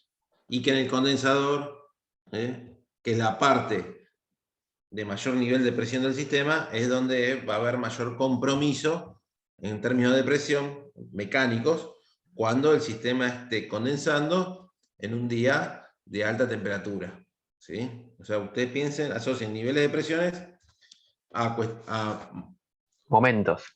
a momentos, intervalos de funcionamiento, cuando tengo el ciclo formado con el condensador en su máximo nivel de presión, dependiendo también de las condiciones de condensación que tenga, ¿sí? Y no piensen que siempre en el evaporador reina la presión de baja, ¿sí? Perfecto. Y ahí tengo dos cosas para comentar, Edu. Una es, como dijiste vos, es decir, cuando uno hace un ejercicio práctico de la guía que le dice la temperatura de evaporación es esta y la de condensación es esta, prácticamente eso es una foto, ¿sí? Porque, por ejemplo, si está condensando con aire, como vimos el otro día, la instalación, la presión de condensación no es una constante, porque tiene que ir siguiendo a la temperatura ambiente, como vimos el otro día. Y si la temperatura de la cámara cambia, también. O sea, es una foto y es muy dinámico, ¿bien? Por un lado. Y por otro lado, para hacer Perdón, Dale, Edu. Pero la presión de evaporación es la que más se controla Es porque más, depende de la temperatura de la cámara, que es constante en el proceso, si no totalmente. cambia el proceso en sí. Pero la de condensación depende de las condiciones atmosféricas y de otras más, como la limpieza del condensador, la presencia de aire y otras más. ¿Sí? Exactamente. La de evaporación es muchísimo más estable. Ahora, y el ejemplo que vos diste, Edu, fue un equipo de estos, por ejemplo, un aire acondicionado para ahí. Cuando Sí, se detiene, vos dijiste que la presión se iguala. ¿Y qué se ecualiza. presión? ¿Y Sí, qué presión va a reinar? ¿La que corresponde a qué? ¿Alguien tiene idea? O sea, ¿qué presión va a tener el equipo adentro? sí. ¿A alguien se le ocurre algo? O sea, no que digan tantos bar, pero digan la presión que corresponde con esto. Obviamente estamos hablando de que en un circuito hay refrigerante en dos fases, Claro, líquido y vapor. ¿Sí? claro. O sea, va a estar eh, la presión va a ser igual a la presión de saturación que corresponda con la temperatura del equipo, ¿sí? Por ejemplo, si está parado en un día que hace 20 grados, va a haber en todo el equipo 20 grados y va a tener la presión de saturación que se corresponde con esos 20 grados, ¿sí? Que es bastante más alta que la atmosférica, ¿sí? Sí. Y Es más, muchas veces, no muchas veces, pero pues sí, muchas veces los compresores no tienen identificado cuál es el refrigerante que manejan. Estamos hablando de compresores comerciales y residenciales. Y uno lo que hace es conecta el manómetro, tiene idea de la temperatura ambiental, del ambiente, entonces, en función de la presión que tenga ese refrigerante, puede deducir de cuál se trata. ¿Sí? Más o menos uno puede hacer eso, ¿sí? Pero asociando presión de saturación con la temperatura del refrigerante. Ahora, si le falta refrigerante al sistema y está todo en fase de vapor, sí, ya eso no condice. está complicado. Bien. Bueno, y siendo al grupo de los orgánicos, claramente el refrigerante, como vimos siempre, que vamos a seguir viendo en toda la cursada de la asignatura, es el amonio. Sí, por todas las ventajas, sí, que estuvimos viendo, gran capacidad, ambientalmente es inocuo. Esto está muy bueno. O sea, no afecta para nada ni al calentamiento global, ni a la capa de ozono. ¿Sí? Por eso es que es un refrigerante que tiene mucho futuro. ¿Sí? ¿Por qué? Porque está en la naturaleza, básicamente, ¿sí? Pero, como sabemos, es muy tóxico. Por eso su campo de aplicación actual está en lo que es instalaciones industriales, básicamente. Que si bien esas instalaciones son más complejas, como vamos a ir viendo en las clases que siguen, porque el principio de funcionamiento es otro que estuvimos viendo, se trabaja con lo que se conoce como evaporador inundado. Eso hace que la instalación sea más cara, entre un 10 y un 20% más cara que una instalación de un freón o lo que se conoce como expansión seca. Pero son mucho más eficientes, ¿sí? Y eso hace que a largo plazo sean mucho más rentables. Como vimos hoy, es muy barato en comparación a los freones del amoníaco. Y en la actualidad se están buscando aplicaciones de baja carga, ¿sí? Que se lo trata de combinar generalmente con el dióxido de carbono en sistemas en cascada, como vamos a ver en esa clase más al final de la cursada. Bueno, y encima de todo eso, tiene mejores propiedades de transferencia de calor y comparado con los freones, menor diámetro de la cañería, digamos. Por todo esto, como dijimos, es un refrigerante que todo indica que hacia el futuro se va a utilizar en gran medida. Y Juan, contrariamente, dale, Edu, sí, perdón, no quería comentar un poco cuando vos dijiste soluciones, ahí el ítem que dice soluciones, baja carga de utilización refrigeración. baja carga de refrigeración, quiere decir el volumen de amoníaco contenido en la instalación, ¿sí? O sea, baja carga de que bajo volumen almacenado de amoníaco, ¿sí? O sea, básicamente es, ahí como dice cascada en dióxido, usar el amoníaco como refrigerante, pero solamente contenerlo en la sala de máquinas, en una pequeña porción de la instalación, y la energía transportarla, ¿sí? Para reducir el volumen que se maneja de amoníaco con otro refrigerante. Puede ser o agua, una salmuera, o puede ser dióxido de carbono, ¿sí? Que tiene otras propiedades que el amoníaco, ¿sí? Pero no es Claro, tóxico, básicamente. claro, y yendo de la mano con lo que vos dijiste, para tener menos cantidad de amoníaco, también muchas veces, el ejemplo que vos das, Edu, de los supermercados, si uno tiene que abastecer un supermercado con amoníaco, no está bueno llegar con el amoníaco hasta las góndolas, que es donde la gente anda dando vuelta, comprando sus productos, porque en el caso que haya una fuga, van a tener que salir bastante rápido. Entonces, si se usa con otro refrigerante en combinación, que no sea tan tóxico, en el caso que haya una fuga, no es tan grave, ¿sí? Por eso es que se trata de combinarlo con otro para esos casos de aplicación fuera de lo industrial, digamos. ¿Bien? Bueno, generalmente el amoníaco, uno no va a comprar amoníaco con una garrafa como compran los refrigerantes que vimos antes, sino que se compran cantidades muy importantes. Las industrias que trabajan con amoníaco tienen tanques que tienen gran cantidad de refrigerante. Cuando veamos esta clase, que posteriormente, muchas veces en instalaciones industriales grandes no se tiene una precisión sobre la cantidad de amoníaco que hay, ¿sí? Se tiene un tanque acumulador y se controla en nivel ahí. Vamos a ver que por el principio de funcionamiento más adelante es normal que haya ciertas fugas muy pequeñas en instalaciones con amoníaco, pero es normal. Si uno fuimos a visitar empresas muy importantes con otra asignatura y uno cuando pasa por los compresores o por las instalaciones con amoníaco huele el amoníaco. Bueno, es otra ventaja, que es muy alcahuete, ¿sí? Y hay escapes. Entonces siempre hay que ir reponiendo amoníaco. Y como es barato, bueno, no pasa nada. Se tiene un tanque, se controla el nivel y cada tanto se lo repone. Y punto. Bien.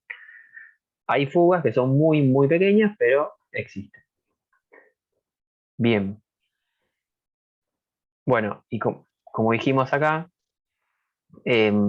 perdón, antes de irme, tiene mucho futuro porque por un lado es ambientalmente inocuo y por otro lado se lo empieza a utilizar en cascada con otros gases, ¿sí?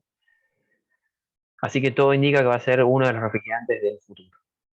El docente que estaba antes en la asignatura le decía el rey de los refrigerantes a la comunidad, ¿sí?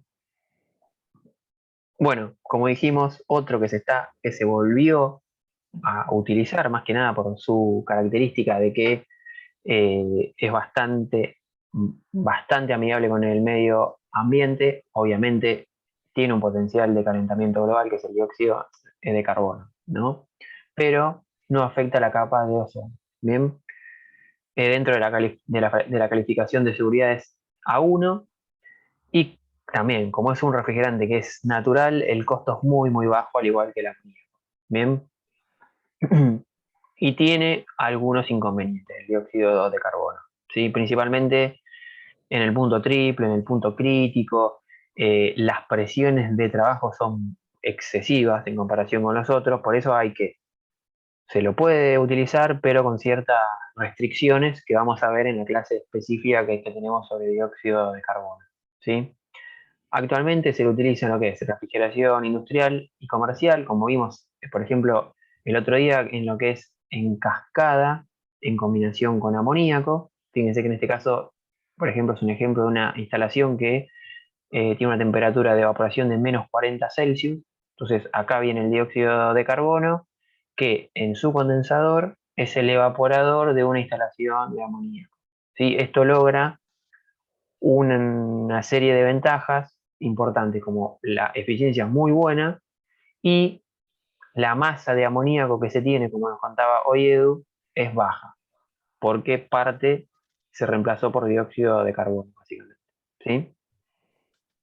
Bueno, entonces esto hace que como el amoníaco va a tener futuro, todo se hace pensar que el dióxido también va a ser bastante importante en un futuro como refrigerante. ¿Bien? Por esto vamos a tener una Bueno, clase específica de esto. Lucas, ahí tengo otra ventaja. dale, El a ver. sistema trabaja en lenta y si lo que trabaja en amoníaco está en negativo. y te Da, chupa aire. Y ahí excelente. el dióxido de carbono no trabaja negativo. Excelente, vieron lo que dijo Lucas. Si esta instalación tendría que evaporar con amoníaco a menos 40 grados, la presión de saturación que le corresponde al amoníaco es menor que la atmosférica. ¿Sí? Y crean, ¿no?, que la estanquidad no es perfecta nunca, entonces va a meterse aire y eso va a ser lío en las instalaciones. ¿Sí? Sí. Otra ventaja. Gracias, Lucas. Y yo quería hacer otro comentario, ya aprovechamos la volada, hablando de Obvio. estaciones subatmosféricas. Más allá de que, como dijo Juan en la primera filmina, que una de las ventajas deseadas de un refrigerante era que trabaja a presión positiva, hoy en día Carrier está ofreciendo unos chillers, que son unas unidades enfriadoras de agua, que trabajan con un nuevo refrigerante, no sé qué R es, ¿sí? Pero trabaja a presión subatmosférica, intencionalmente. No es porque trabajan mal, pero están diseñados para trabajar en presiones negativas. Con esto quiero decir es, tómenlo con pinza, lo de presión positiva, Obvio, obviamente obvio. el Es lo 99% se deseado. lo da, pero puede haber alguien que rompa la regla, pero la diferencia que tiene con la instalación que está mostrando Juan acá en este diagrama es que son un chiller, es una estación frigorífica compacta que viene en una skid autocontenida de fábrica. Entonces, el tema de uniones, de Ah, estanquidad, está muy controlado, ¿sí? Y son compresores que trabajan herméticos, que no son de compresores abiertos como el de amoníaco, que posibilitan la fuga por los sellos del compresor, ¿sí? Entonces, en condiciones adecuadas, hay máquinas hoy en día, de las menos, muy menos, que trabajan con presiones negativas en la evaporación, pero son casos raros, ¿sí? perfecto. Sí, claramente las características eran deseadas, pero claramente todas no se van a cumplir, así que Mm. siempre hay excepciones. Muy bien. Bueno, y dentro también de los inorgánicos, teníamos los que mencionamos hoy, ¿sí? El butano y el propano. ¿Sí? Que son amigables con el ambiente, son baratos, pero son muy inflamables. Bien, vienen en botellas por esa razón de que son muy inflamables, en botellas pequeñas, fíjense, de 450 gramos en este caso. Hay restricciones en cuanto al almacenamiento, es decir, se puede almacenar hasta una cierta cantidad junta.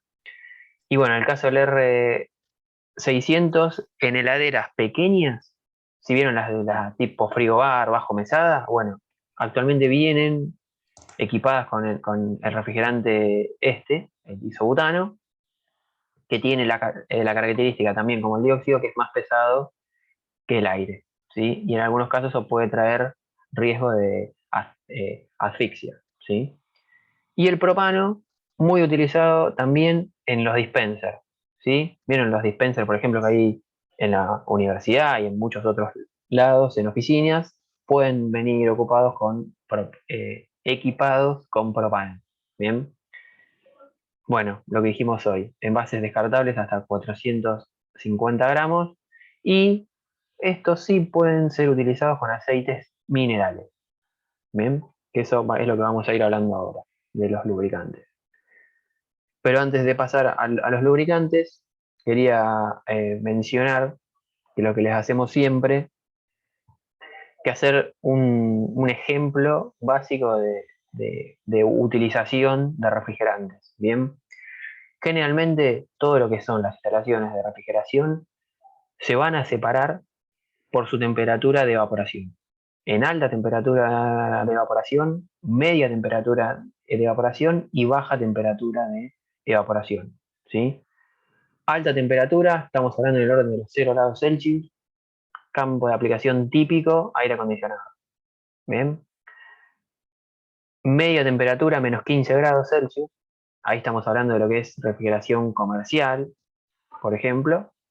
Y baja temperatura, ya estamos hablando de menos 30 grados, que es congelación a nivel industrial, digamos, túneles de congelación o equipos para congelar alimentos, digamos. Sí. Y, Edu, dale. No, no, pero que ustedes piensen que por lo general en un evaporador hay un salto térmico de 10 grados, ¿sí? Entonces lo que está mostrando Juan es que alta temperatura es un aire acondicionado o un chiller, una unidad enfriadora de líquido, que evaporando por encima de los 0 grados, lo más cercano posible, pero como la mayoría manejan agua en fase vapor o en fase líquida, evitan el congelamiento, ¿sí? Bueno, estamos dando orden de que manejan aire o agua del orden de los 10 grados. En media temperatura, asócienlo a una cámara de conservación, ¿sí? Claro. Son cámaras de unos pocos grados, ¿sí? Están siempre en temperatura positiva, pero de unos 4 o pocos 5 grados. grados Celsius. 4 o 5 grados, depende del producto. Y ya cuando necesito una cámara de congelado de menos 20, menos 25 grados, ya necesito temperatura de evaporación de menos 30, que rondan los menos 30 grados centígrados, ¿sí? Esa es la gran clasificación. Después se puede encontrar algo intermedio, pero bueno, es cámara de congelados, cámaras conservadoras y aire acondicionado de temperatura positiva. Claro, esta temperatura, que ahí fue gracias a Edu por la aclaración, es la del refrigerante, ¿sí? Pero es orientativo en este caso. Y bueno, yendo a alta temperatura, el que se usó históricamente, como dijimos, en aires acondicionados, siempre fue el R22 y actualmente se lo reemplaza por el 410A o el 407C. Media temperatura, el R12, que es el usado históricamente, en la actualidad se utiliza el R134 mayormente. Baja temperatura, como vimos, el 502 y se lo reemplaza por el 404 y el 507. ¿Sí? Y la pregunta que le hacemos siempre en este momento es, ¿y a dónde está el amoníaco acá? Porque el amoníaco no aparece. ¿Sí? La realidad es que no aparece por dos razones. Primero, porque acá estábamos hablando de los freones, mayormente, que es lo que el principio de funcionamiento que vimos la clase pasada. Y como dijimos antes, el amoníaco va por otro lado porque funciona con evaporadores inundados. ¿Sí?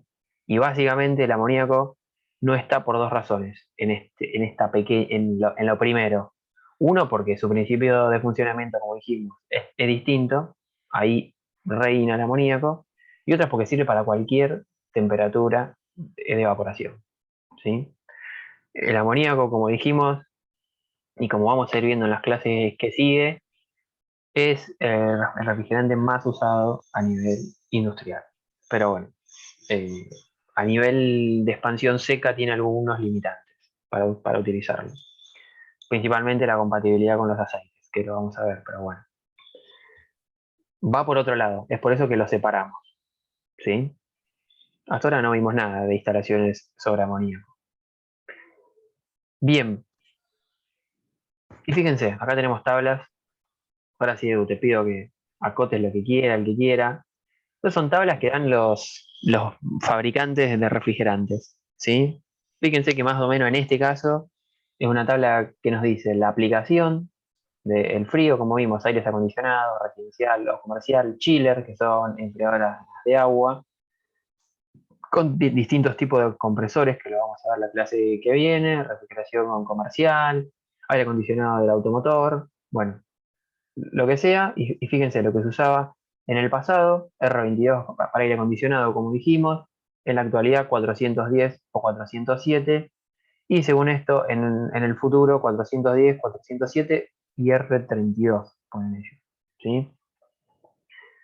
Bueno, así para cada uno. Fíjense que en el futuro va a aparecer amoníaco en varios lados. Fíjense que va hacia el amoníaco, CO2 como dijimos, el isobutano o el propano, los refrigerantes que fuimos mencionando que son básicamente más amigables con el medio ambiente. Bien, eso es lo que le dijimos y lo que se dice entre los fabricantes, ¿sí? Lo que se espera que pase, digamos. Edu, ¿qué vas a decir? No, que además de esto hay un montón de marcas Sí, comerciales. Acá hay una cuestión de patentes, cada uno que saca en R, amoníaco obviamente no, porque es más viejo que es demasiado viejo y ya vencen las patentes, pero a muchos refrigerantes pasa eso. Las moléculas nuevas, cuando se patentan para tener el uso exclusivo, ¿sí?, del fabricante que la desarrolla, y después se desarrollan otros refrigerantes que varían en menor proporción esa mezcla, le dan un nuevo nombre y así aparecen un montón de refrigerantes que están dando vuelta. Y en el R12 es donde se ve mucha variedad. Está el 406, el 406, uno que dicen MP39. O sea, no son solamente los que están mostrando acá Juan en esta tabla los refrigerantes comerciales, ¿sí? Van a encontrar estos y muchos más que pueden tener una variante mínima en la molécula para que el fabricante lo pueda, no deba pagar una patente y los pueda comercializar, ¿sí? Y después van a encontrar refrigerantes chinos que bueno, son medio, yo qué sé, el R12 viene uno que se llama IH12, que no se sabe bien lo que es, pero bueno, es un reemplazo, ¿sí? Y después vamos a ver más adelante cuando vea el aceite que hay reemplazos que son directos e indirectos. Exactamente, en un ratito vamos a Lo dejamos para volver la segunda parte. sobre estas tablas. Excelente. Me dio el pie para hablar de lubricante. Como dijimos el otro día, lamentablemente, si se quisiera, en una instalación de refrigeración tiene que existir un lubricante que básicamente va a estar destinado principalmente a formar una película para evitar el desgaste en las piezas móviles, pero tiene otras funciones, como vamos a ver, ¿sí? La principal, como dijimos, reducir el rozamiento, principalmente debido a la viscosidad que tiene, pero tiene otras funciones que vamos a ver las clases que vienen. También sella espacios libres que pueda quedar, por ejemplo, entre las cámaras de los compresores, es decir, ayuda a la compresión o a sellar la compresión. También es una sustancia que, como vimos siempre, en una compresión, parte de la energía de la compresión va a ir a parar a calentar la sustancia y eso no queremos que pase. Entonces, los refrigerantes ayudan a eliminar el calor de la compresión, ¿sí? Y en muchos casos también reducen el ruido. Principalmente, y como vimos, vamos a ir viendo hoy, el lubricante tiene que ser 100% miscible con el refrigerante. ¿Sí? De lo contrario, no se garantiza que queden, si el lubricante no es miscible con el refrigerante, puede pasar que quede una parte móvil sin lubricar y eso lleva a un desgaste, ¿sí? Y también las características o las exigencias de un lubricante, estabilidad química, lo mismo que antes, que no reaccione con el refrigerante, ¿sí? Que no modifique su molécula, que la viscosidad sea alta a temperaturas bajas como a temperaturas altas, ¿sí? A temperaturas bajas que se mantenga fluido, esto por ahí es uno de los inconvenientes. Como vamos a ver la clase que viene, muchas veces los refrigerantes y por ende los lubricantes atraviesan el bobinado del motor, por ende tiene que ser aislante, que no tenga nada de suspensión y no forme depósitos, básicamente, ¿sí? Y dentro de los lubricantes, digamos, también tenemos dos grupos, como ya pudimos ir charlando hace un ratito, ¿no? Los minerales, que son los que se encuentran en la naturaleza, y los sintéticos, que es lo que fabricó el hombre otra vez, al igual que los refrigerantes, ¿no? Y bueno, vamos a ver que acá tenemos grupos dentro de los minerales, los parafínicos y los aromáticos, nafténicos, según de dónde vengan, y los sintéticos, alquibencenos, poliglicoles y poliolester. Básicamente, sí, hay otros, pero bueno, vamos a ver cuáles son los más utilizados en lo que es refrigeración. De los minerales, obviamente son todos derivados del petróleo, los grupos que estuvimos viendo, y los más utilizados para lo que es la refrigeración son los nafténicos, ¿sí? Principalmente porque a baja temperatura conservan su fluidez. Si piensen ustedes que lo que va a pasar acá es lo siguiente, es que el lubricante, si bien tiene que estar en el compresor o en los compresores, y como vamos a ver, hay dispositivos que se encargan de que quede contenido ahí, no es fácil cuando el refrigerante escapa del compresor a alta velocidad y alta temperatura arrastre parte del lubricante, ¿sí? Si bien vamos a ver que hay equipos destinados a, posterior a eso, captar la mayor cantidad de lubricante que se pueda, siempre va a haber parte que escape hacia la instalación. Va a ir al condensador, va a ir a la válvula de expansión, va a ir al evaporador y posteriormente retornará, si todo está bien pensado, o diseñado al compresor. ¿Sí? Entonces siempre hay lubricante dando vuelta con refrigerante en todo punto de la instalación. Y el punto crítico por ahí es a baja temperatura, es decir, en el evaporador, que los lubricantes se ponen más densos, ¿sí? O sea, modifican su viscosidad, puede ser que queden contenidos ahí. Y eso no es algo que se busque. ¿Sí? Entonces tienen que mantener su fluidez a baja temperatura para que el compresor pueda hacer que retornen al mismo. Si no, se van a ir acumulando en el evaporador y se va a quedar el compresor sin lubricante. ¿Bien? Em, los minerales que contra tiene, la que, como son componentes naturales, la composición no es fija, es variable. Entonces eso no está bueno y por eso es que muchas veces se reemplaza por los sintéticos, además de la compatibilidad, ¿no? Bueno, por eso actualmente la mayoría de los lubricantes, de los refrigerantes, perdón, que se utilizan, que son sintéticos, requieren de aceites del mismo tipo, sintéticos más que nada por un tema de compatibilidad. Y en este caso sí se garantiza una composición química única, porque se fabrican según su composición, ¿no? Y dentro de este vamos a tener los PAO, ¿sí? Que, bueno, es un aceite multigrado, es decir, que no varía mucho su viscosidad con la temperatura, eso está bueno, el punto de congelación es muy bajo, bien, buena capacidad dieléctrica. Bueno, tiene todas características buenas, digamos, se enlistaron acá, en este caso, ¿sí? Alquilbencenos que fueron muy utilizados con los HCFC, porque eran muy solubles, muy compatibles, ¿sí? En algunos casos eso trae que sea muy compatible, no está tan bueno, porque se hace difícil separarlos a la salida del compresor. Sí, por eso es que muchas veces a estos tipos alquilbencenos se los mezcla un poco con los pagos para que no sea tan visible. Sí, todo en su punto justo, digamos. Y por ahí los más utilizados, o no, son los POE, los que vienen, perdón.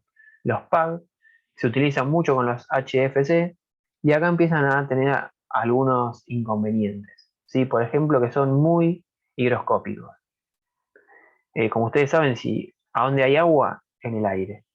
O sea, si uno deja un recipiente que tiene PAG en su interior abierto, destapado, va a ingresar agua, lo va a oxidar y pierde sus características. Por eso hay que tener mucho cuidado con este tipo de lubricantes, en que tengan el menor tiempo de contacto posible con agua, por ende con el aire atmosférico. ¿Sí? Em, Y dentro de los lubricantes, como dijimos, de los sintéticos, por ahí el más utilizado, uno de los más utilizados en la actualidad, son los poliéster. Que a diferencia de los anteriores, en este caso se parten de alcoholes o de ácidos grasos, es decir, de origen vegetal, y se modifica esa molécula para lograr los poliéster que se deseen, ¿sí? Y tienen, por ende, por esa razón, son biodegradables, son amigables con el medio ambiente. Tienen alta untuosidad, que es la capacidad de formar una película sobre un sólido, eso está muy bueno, obviamente. Y son mucho más higroscópicos que los que vimos antes. ¿Sí? Mucho más higroscópicos. Hasta 100 veces más higroscópicos que los minerales. ¿Bien? Es decir, les afecta muchísimo la presencia de agua, los degrada básicamente y los vuelve a su fórmula original, por llamarlo de algún modo. Es decir, si la presencia de agua es importante, vuelven a ser o un alcohol o un ácido graso. Por ende, por eso, perdón, es que este tipo de recipientes primeramente se los presuriza con nitrógeno para evitar que no ingrese aire nunca, y se deben utilizar filtros deshidratadores en las instalaciones para garantizar que si por algún motivo quedó algo de aire, por ende quedó algo de agua en el sistema, lo capture el filtro ese y no reaccione con el refrigerante, con el lubricante, perdón. ¿Sí? Y tienen la contra de que no son compatibles con el amoníaco porque forman sólidos. De la mano de esto, vamos a la siguiente diapo, que lo que vamos a ver acá es un ejemplo como antes, ¿sí? Fíjense que en este caso vamos a tener para varios de los refrigerantes que están acá, R2, R502, 22, 134, 404, 407, 410 que estuvimos hablando, 600, A290, el amoníaco, lubricante apropiado, dice acá. Sí, fíjense que vamos a tener buen rendimiento cuando dice OK, no aconsejable cuando tiene una cruz roja y limitado cuando tiene una L. Y entonces, por ejemplo, fíjense que con el amoníaco, lo que vimos recién, el poliéster no es adecuado. ¿Sí? Con el amoníaco, pero fíjense que se puede, como es un lubricante, un refrigerante, perdón, mineral, es compatible con los refrigerantes, con los lubricantes minerales. Fíjense que, por ejemplo, la mayoría de los refrigerantes que estuvimos viendo del último grupo, es decir, los que se usan en la actualidad, no son compatibles con los lubricantes minerales. Eso hace que muchas veces, por ejemplo, un equipo que está equipado con R22, un aire acondicionado que está equipado con R22, que era compatible con un aceite mineral, que se usaba con aceite mineral, si uno quiere reemplazar esa instalación por 407 o por 410, no puede hacer un reemplazo que es directo, que se llama, sino que lo que tiene que hacer es sacar todo el refrigerante, sacar todo el lubricante, limpiar el sistema, además de cambiar algunos de los dispositivos, tiene que limpiar todo y inyectar poliéster como lubricante. Mm. ¿Sí? Sí. Juan, fíjate que cómo está bien marcadas las zonas del gráfico, Claro. ¿sí? Los agrupamientos, o sea, cómo por los aceites minerales sirven para los orgánicos, para el 600, para el Claro, 290, para el amoníaco y para los viejos, digamos, ¿no? Para totalmente. los antiguos refrigerantes. Para los 400 y las mezclas tenemos aquí el benceno y que el benceno y el mineral no son aptos y se desarrollaron el poliéster. Y el PAO se utiliza para propano, Butano, amoníaco, butano, 717 y 744. Fíjense cómo están bien sectorizados las zonas, ¿no? No hay mucha claro, mezcla entre las cruces, el OK. Están bastante agrupadas. ¿Sí? bastante ordenadito, digamos. Sí. Exactamente. ¿Sí? ¿Quedó claro esto de los lubricantes? ¿Sí? Vamos a ir viéndolo en las próximas clases, pero de ahora en adelante tienen que tener en la mente que el lubricante está dando vuelta por toda la instalación. Si bien básicamente está en el compresor y hay equipos destinados, como vamos a ver, a contenerlo ahí, siempre, esos equipos no son 100% eficientes, entonces parte de los lubricantes se escapan y están dando vuelta por la instalación, lamentablemente, porque un aceite no es buen conductor térmico, entonces va a aislar un poco en los intercambiadores de calor, como el condensador y el evaporador, pero bueno, es un mal que se necesita. ¿Sí? ¿Se entendió? ¿Alguna duda hasta acá?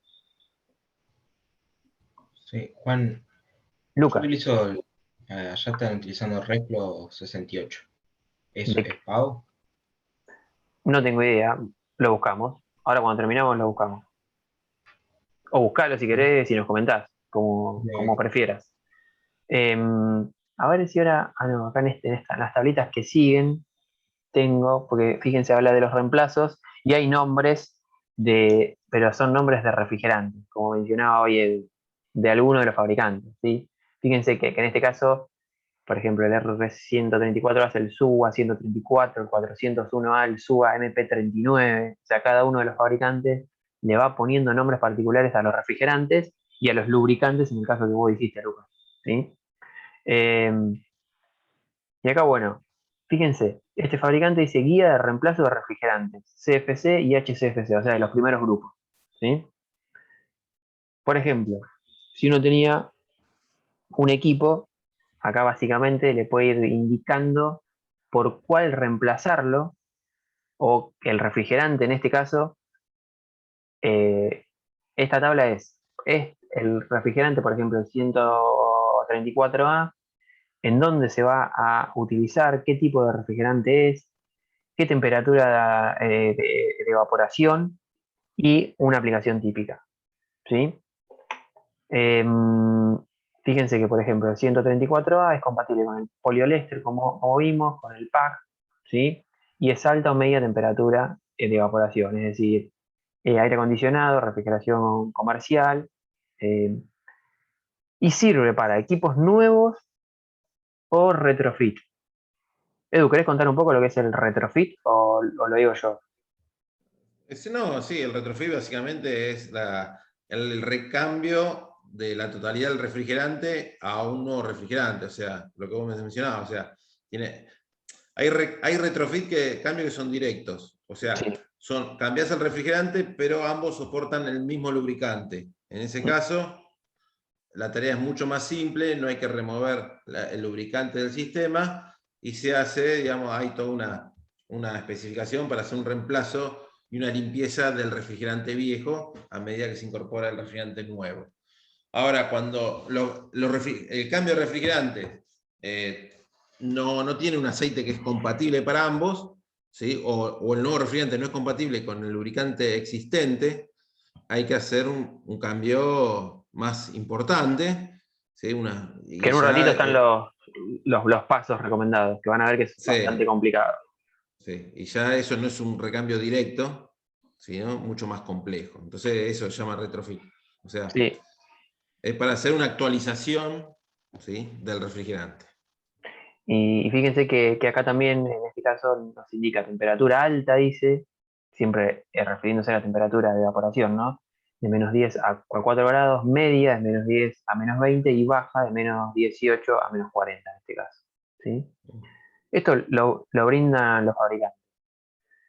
Creo que ahora tenemos otra bastante parecido. Ay, no, que dice el lío. Ahí está, bien, no dice el lío. En este caso eran todos los refrigerantes que pueden servir como reemplazo del R2. Siguiente, tenemos los que pueden servir como reemplazo del R22. Y fíjense que, por ejemplo, el 410, como dijimos hoy, si uno quiere utilizarlo como reemplazo del R22 en un aire acondicionado que es ecológico, fíjense que dice que se lo puede utilizar en equipos nuevos. Es decir, no existe la posibilidad de un retrofit, de un reacondicionamiento de los equipos viejos, como dijo Edu, o una actualización, ¿sí? Utiliza en este caso el 407 o 410 poliéster, como estuvimos viendo, y bueno, mezclas particulares, ¿sí? Que hace este fabricante, también sirven para reemplazo del R22, ¿sí? Esto para alta temperatura. Y en lo que es el 502, que era para baja temperatura de evaporación, es lo mismo. O sea, hay una serie de reemplazos. Vieron que hoy en la presentación yo dije, se reemplaza por este. Es mayormente el reemplazo, ¿no?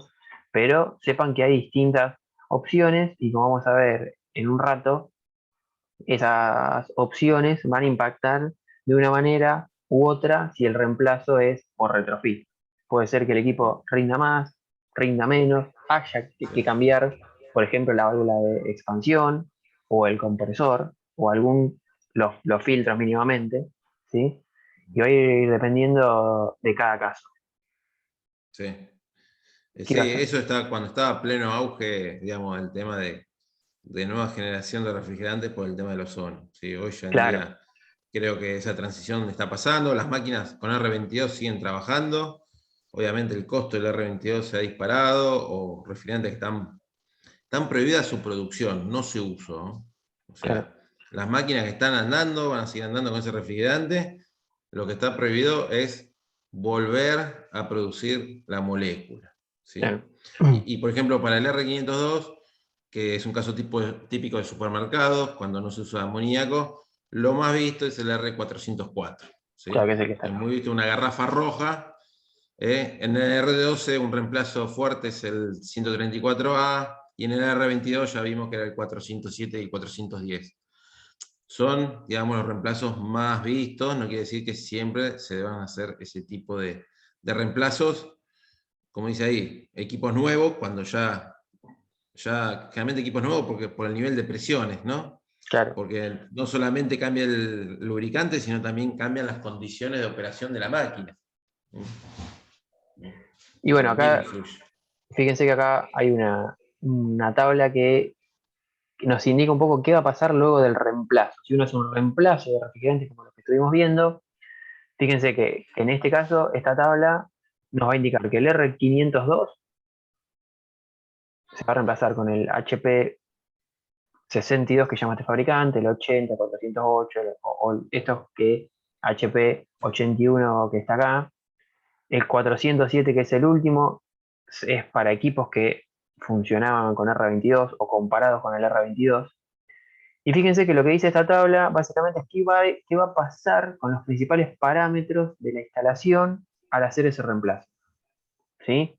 La presión de descarga o la del condensador, la presión de succión o la del evaporador, presión de alta, la presión de baja, la temperatura de descarga, qué va a pasar con la temperatura de descarga, y fíjense que dice positivo si es incremento o negativo si se reduce, ¿no?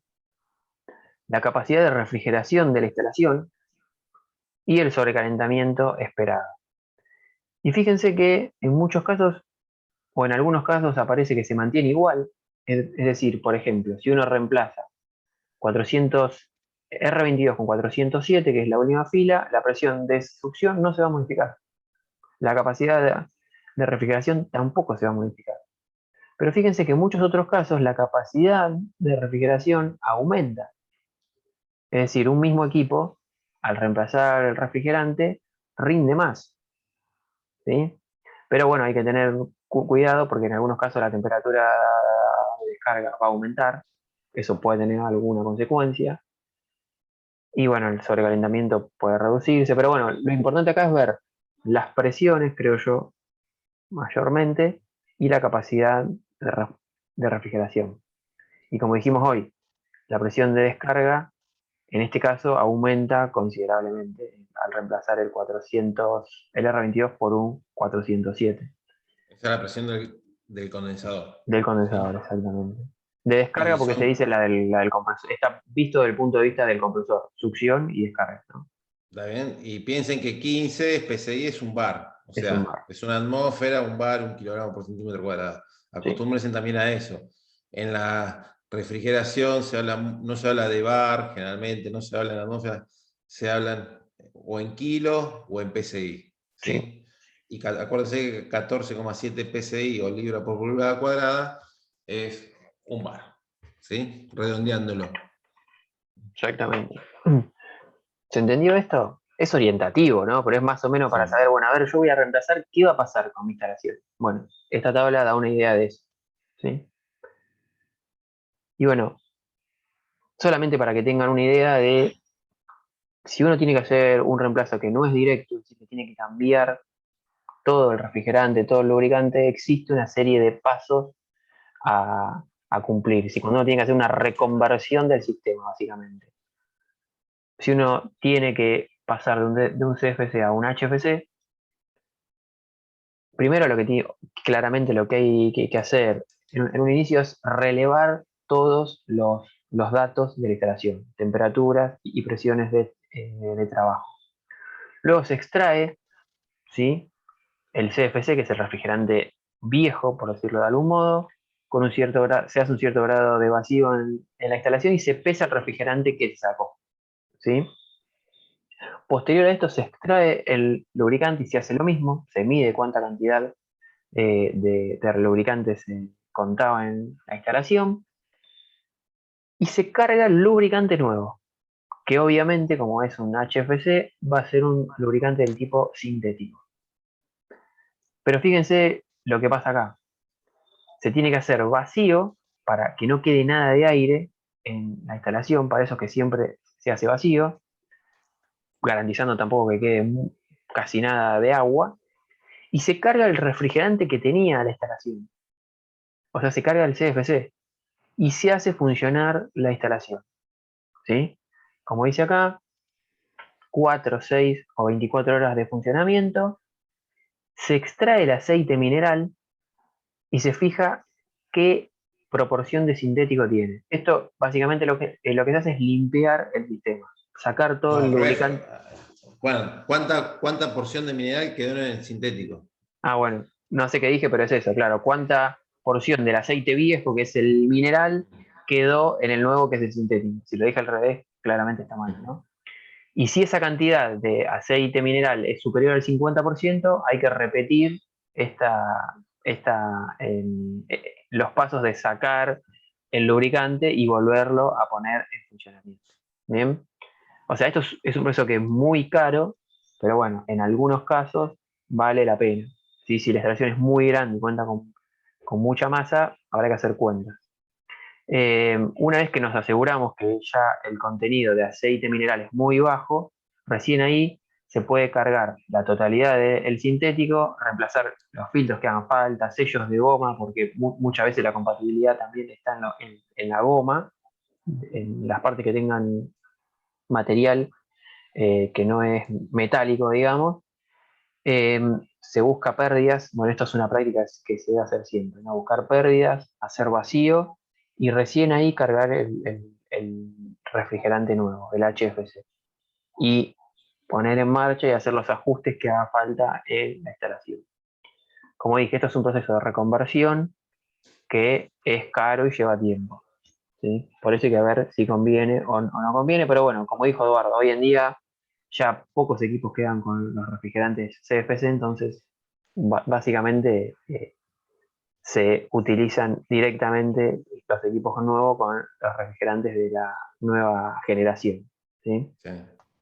Y esto, Juan, también se piensa mucho en sistemas de bajo volumen de refrigerante, de Claro, poca potencia, ¿sí? En instalaciones que ya el freón está limitado en escala, porque después, obviamente, avanza el amoníaco. Uno siempre compara el costo de reposición del refrigerante, que es muy oneroso en los CFC, ¿sí? Pero bueno, hay que ver en instalaciones medianas, ya hacer una reconversión de este tipo, hay que justificarlo seriamente, ¿no? Por eso, lo básicamente en sistemas comerciales, que son sistemas importantes de freones, el R22, si no hay congelado, si no hay baja temperatura, es el más visto y es el rey, y lo va a seguir siendo en instalaciones viejas. ¿Sí? En instalaciones nuevas no. Ya ahí se conciben instalaciones con otro refrigerante que le dicen ecológico. ¿Sí? Antiguamente. Ya no lo dicen. sí, de hecho los aires acondicionados que uno va a comprar a un supermercado tiene una etiqueta verde que dice con refrigerante ecológico, con gas ecológico, Sí. bueno, el 407 o 410. Pero eso es comercial, porque ya hoy en día está Totalmente, prohibida la venta. O sea, no es que ese es mejor que el resto. Son todos iguales porque no hay R22 nuevos, en equipos nuevos.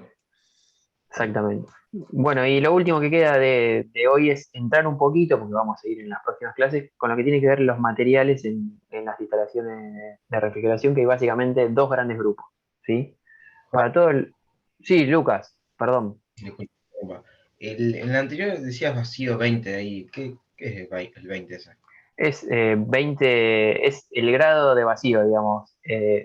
No sé si se acuerdan ustedes que en lo que es presión, teníamos la presión absoluta, la manométrica, y hay que hacer una presión menor que la atmosférica cuando se habla de vacío eh, para, eh, para, en este caso, garantizar que no quede aire en el sistema y asociado con el aire, agua, ¿sí?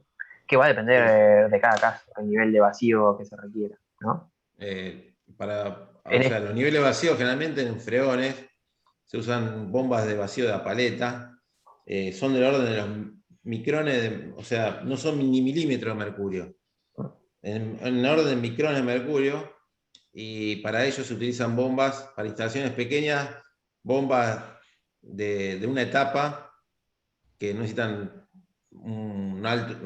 tienen un bajo volumen y no necesitan tanto vacío, de bomba de 30, 50 litros por minuto, y en instalaciones más grandes, cuando hay que hacer vacío en varios puntos en forma simultánea, se usan ya bombas de doble etapa que logran mejor niveles de vacío, ¿sí? pero no es solamente, como dijo Juan, extraer el aire. Cuando uno hace mantenimiento, porque generalmente cada operación de mantenimiento consigue una tarea de mantenimiento, con el aire ingresa vapor de agua. Entonces la idea es lograr presiones tan bajas que si hay presencia de agua líquida, vaporice y sea extraído junto con el aire. ¿Sí? O sea, no es que solamente sacar oxígeno y nitrógeno, sino también sacar agua en fase vapor. Sí, justamente. Y los Bueno, tiempos de vacío son del orden de los minutos. sí, Bueno, en función, digamos, de alguna manera, del volumen que tenga la instalación. sí, pueden ir 20, 30 minutos, pero va a depender del tamaño de la instalación, básicamente, ¿no? Y de la calidad del laburo que vos quieras hacer. ¿Sí? Porque a También. veces con 5 minutos de vacío en instalaciones pequeñas sacás la mayor parte. Ahora, si querés hacer un buen trabajo, es tiempo que hay que destinar a esa operación. Bien, y Adelante. como para terminar esta clase, lo que nos queda es ver un poco de materiales que se utilizan en las instalaciones y lo que tiene que ver con los refrigerantes halogenados o los freones. Claramente el que más se utiliza es el cobre, como ya sabrán o si no se enterarán, porque es un material que tiene un buen coeficiente de conductividad térmica, es bastante hermético a los gases y muy resistente a la corrosión. ¿Sí? O sea, en relación costo-beneficio es muy buen material, digamos. Y claramente vamos a verlo otra vez en las próximas clases, pero vamos a tener tubos, rectos y distintos tipos de elementos para combinar o vincular los tubos en función de la necesidad de la instalación, ¿no? También se utilizan tubos que en el interior están ranurados, como se ve en esta foto, que básicamente lo que van a hacer es mejorar la transferencia térmica por la turbulencia, ¿no? Y por el mayor área. Esto es lo que tiene que ver con los freones. Sí. Y Edu, eso ¿querés comentar algo? apuntado, los tubos ranurados, apuntando a la transferencia térmica en superficie de intercambio, ¿no? Claro, Obviamente que cuando yo estoy conduciendo el refrigerante en la instalación, tengo que evitar que disipe calor, porque como vimos en la primera clase, eso aumenta el sobrecalentamiento en cierto punto, o bueno, en otro punto estaría bueno porque logras un poco más de su enfriamiento, pero toda esta tecnología de fabricación de tubos con ranuras o aletas interiores se aplica más cuando quiero favorecer el intercambio, que es en las serpentinas, claro. principalmente, ¿no? Evaporador y condensador. Y justamente por el otro lado vamos a tener al amoníaco que es incompatible con el cobre, y ahí ya vamos a tener que recurrir a cañería, a su elemento, como vamos a ver en las próximas clases, de acero al carbono mínimamente o inoxidable. ¿Sí? Y acá también, fíjense que el segundo ítem dice compresores abiertos, que si bien es un tema que pertenece a la clase que viene, solamente para recordar que hoy mencionamos en la clase pasada que muchas veces los refrigerantes actúan como refrigerantes también del bobinado eléctrico de los motores, que es de cobre. Bueno, eso en el caso del amoníaco es imposible porque degradaría al bobinado del motor. Entonces tiene que estar separado el impulsor, si es un motor eléctrico, de los elementos de compresión. Que eso lo vamos a ver con Edu la semana que viene, ¿sí? Pero bueno, recuerden eso, que si era una cañería que es de acero al carbono o inoxidable en algunos casos, y es un refrigerante, seguramente es amoníaco. Y si hay cobre, sí o sí va a ser un freón. ¿Sí? Bien, hasta acá tenemos los temas de la clase de hoy. Así que bueno, voy a dejar de grabar primeramente y luego pasaremos a responder las consultas que tengan.